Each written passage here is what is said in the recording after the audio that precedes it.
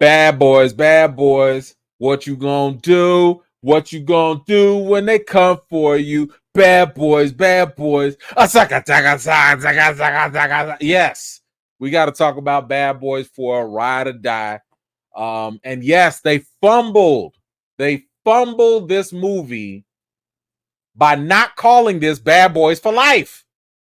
Who in the executive office did not realize maybe if we ever get a part 4, we should save that title for part 4.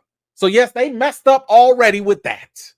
But we got the brothers are back with Will Smith, Martin Lawrence, and let's just do a quick intro. So now with their former captain who's implicated in corruption, we got the 2 Miami police officers, and they have to work together to clear his name. All right. Super simple, very easy, straightforward. Let's get into the good. So I think that without question, especially if you are not new to this, but one of the best things about Bad Boys is going to be the action. I mean, come on now. The action in this movie is over the top. It is insane. It is crazy. Okay. I mean, listen, like I want to say there was like 3 or 4 big action sequences. What blew me away was the fact that they was able to keep taking it up a notch every time. Every time. That helicopter scene, that had me. I was like edge of my seat. Okay, that helicopter scene was dope. The big final action scene at the end, fantastic.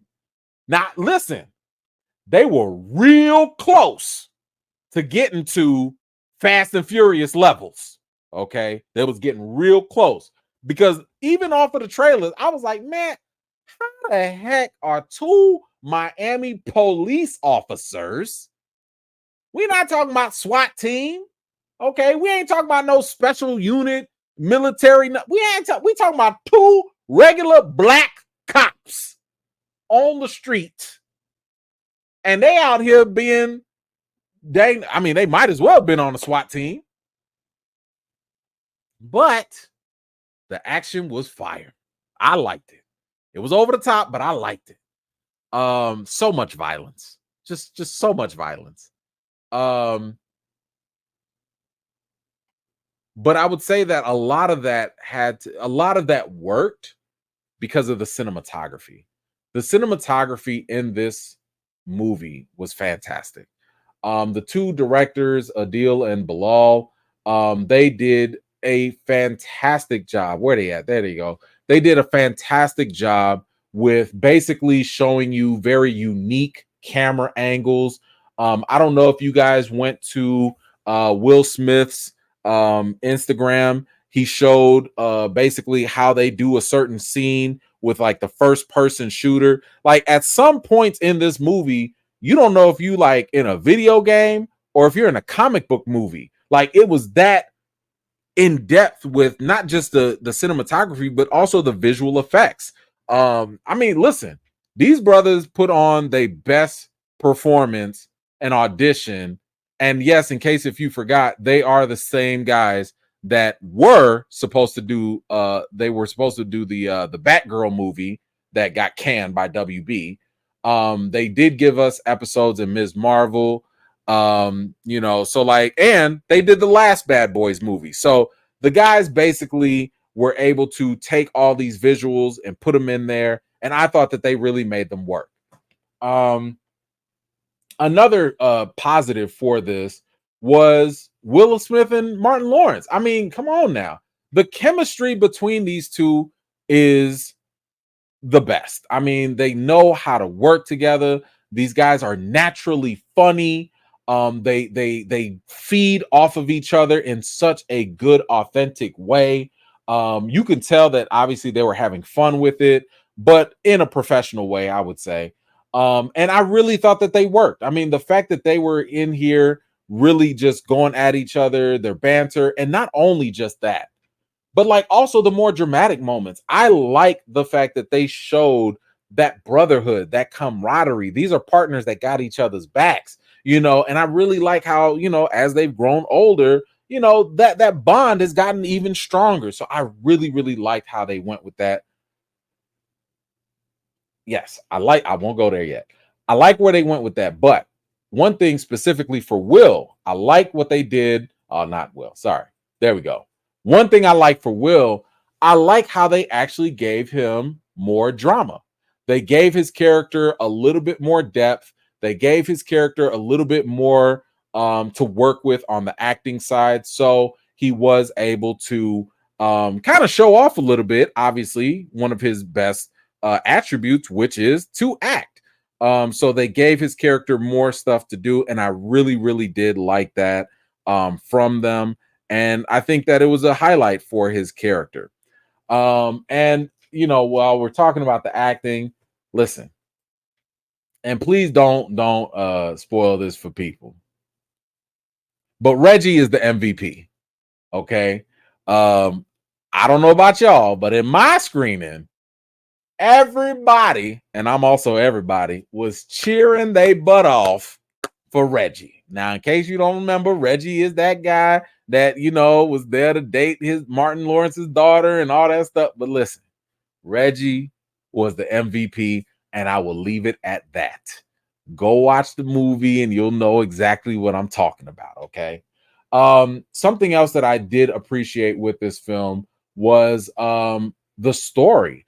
I really liked how they found a way to really connect the a lot of the elements from the past, you know, and I thought that they did a good job with the writing, because what it ended up doing was it felt like a good payoff for those of us that have watched all the other movies.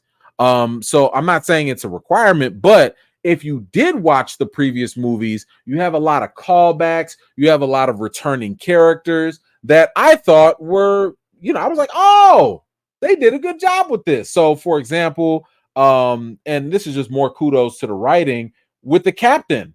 The captain, his whole story, obviously, you know what happened to him in the past, but I like how they intertwined that story and actually made it feel interesting and compelling, and like it didn't feel cheap. And you know, so I like where they went with that. I thought they did a very good job with that. All right, now we got to get into the bad. I've had this issue before, but I have to come back to this again. I liked the funny moments in Bad Boys Ride or Die, but some of the comic relief did not work. It just didn't. Again, there were definitely very funny and fun moments in the movie, but I'd be lying to y'all if I said some of the jokes did not fall flat. At least they did in my screening. And most of those unfunny moments came with Martin's character. I mean, like one example I would say was probably the gator scene. I mean, this man dropped, you know, like he had said something when the gator, like when the scene happens. And all I remember when that happened was dead silence. And I was just like, ooh, because I pay attention. Like when I'm watching a movie, I'm also paying attention to my audience. And this was not an audience of just critics. It was an audience with regular people. We laugh, we bust the gut in certain scenes, but like other scenes, people, you knew that this was a joke, and people was just quiet. And I was like, ouch. You know, I mean, just imagine, and it happens, comedians saying a joke and nobody laughing. Ouch. But I noticed that it happened a little bit more often than not with Martin's character. And it kind of led me to, you know, realize that like they could have cut a couple of jokes out. Some of the jokes just did not feel needed. And what I mean by jokes, I'm talking about like just little one-liners here or there. So is this something that, you know, is a major problem with the movie? No. Is this E-Man hating comedy? No. It's just a matter of like, yo, if we're being critical, there were a couple lines y'all could have taken out. That's all. Y'all could have trimmed the fat a little bit. That would have been fine. And I would also say that the timing of some of the jokes were unnecessary or they were misplaced. So, for example, in the middle of the end big action sequence, I don't need jokes. We sitting here blowing stuff up. We shooting. Things are happening. I don't need a joke in the middle of all that action. I let the action happen. You could tell a joke before, you could tell a joke after. You don't have to do it right there in the middle. It disrupts the tension, and in my opinion, in not a good way. So I thought that was a little distracting. And lastly, I would say that Martin's character in general, I did not like what they did with his character. I thought that, his new direction with his character felt a little forced. And personally, I just liked his character from before.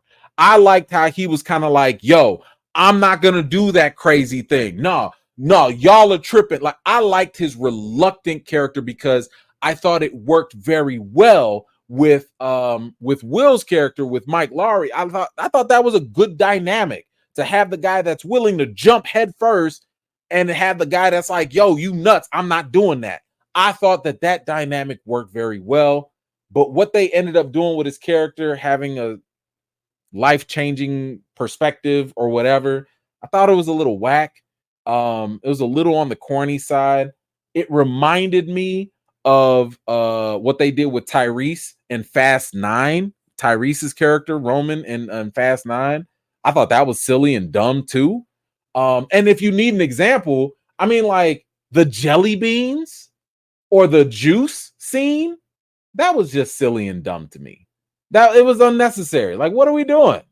Why are we having those scenes for him at all? It just didn't make sense for me. Again, did it ruin the movie? No, but it was just something I wasn't feeling. So let's get to the reason. Bad Boys Ride or Die, I would say it's an exhilarating, action-packed ride that surpasses my expectations. The film is definitely fun. I would say that it's a must-see summer blockbuster.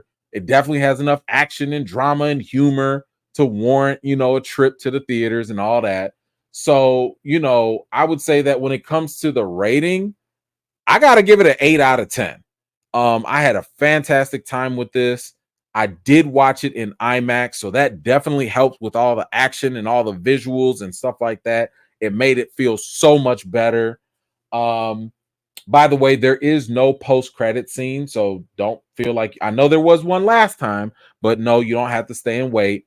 As I mentioned before, I think it would be helpful if you at least watch Bad Boys 3. I don't think you have to watch the first two, but it would help a little. But it definitely would help if you at least watch 3 just to know certain things. Because there were certain things and I was like, wait a minute, Will Smith did what? Like, wait, I forgot all about that. So it was a little helpful to kind of, go back and refresh yourself. Now, some people would ask like, yo, where do you rank these? Now, out of the 4 movies, if I had to rank these movies, I would say I'm still a fan of the past. The first Bad Boys movie is still number 1 for me. It still is. I'm sorry. At the very bottom is Bad Boys 3. I got to put 3 all the way at the bottom.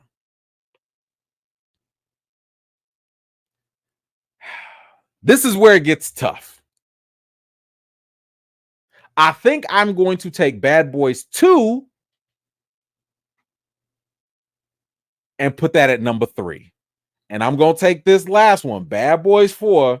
That's going to be my number 2. So my order from least to greatest, Bad Boys 3, Bad Boys 2, Bad Boys 4, and Bad Boys 1.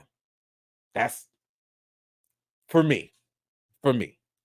So that's my rating. That's my thoughts about it. If you have seen Bad Boys Ride or Die, or if you plan on seeing it, make sure you come on back to this video. Let me know, what did you think about it, in the comments down below. Thank you so much for watching. This was just a segment of one of my live chats, and if you're interested in joining in on the next one, be sure to subscribe and turn on your notifications for more. I've got more videos and reviews to do for you all, and until next time, I'll see you all later.